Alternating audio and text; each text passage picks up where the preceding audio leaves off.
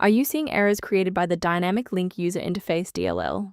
I'm Sophie Chen, a Windows Systems Specialist. I'll guide you through a professional system-level restoration. While preparing the manual steps for Dynamic Link User Interface, check the description for a tool that assists with background library management. This is the Dynamic Link User Interface. Part of the Adobe Dynamic Link system, this library manages the localized UI interface for linking media between Premiere Pro and After Effects. If missing, the Dynamic Link menu will be grayed out, or the application will crash when attempting to import compositions, citing a module load failure. Understanding the file's role is a great start. Now let's look at replacing it. This is a core Windows system file issue. Run the system file checker by opening Command Prompt as an administrator and entering sfc/scan now. Windows will scan your system and automatically repair missing or corrupted core files, such as Dynamic Link User Interface DLL. In cases where the official installer remains ineffective, we must escalate to a manual review of your system's active runtime state.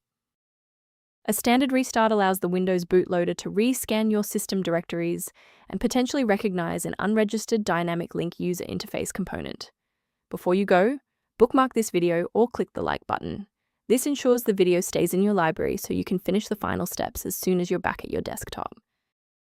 Following the restart, if the diagnostic status remains unchanged, please execute the commands in Step 3. If you need to pause the video to review the syntax, please do. Since the restart failed to clear the diagnostic error, we'll manually refresh the system counter manifests. First, open Command Prompt as admin. Second, you're going to type lodc_r, then hit Enter. Why are we doing this? Well, performance DLLs rely on accurate registry indexing to function. This step wipes the existing counter registration and forces the system to reconstruct a healthy link to the diagnostic manifests. Before you proceed, let's touch on the essential safety standards for handling shared library files. The statistical risk of a blue screen of death increases significantly when you attempt to manually swap out critical files, like Dynamic Link User Interface DLL within your System32 or SysWow64 folders. For a comprehensive approach to system health, I recommend incorporating a verified maintenance protocol into your routine.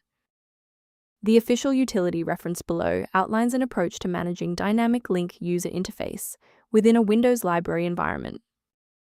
If this engineering-focused approach to fixing Dynamic Link User Interface was helpful, please like the video and subscribe to stay updated on Windows security protocols.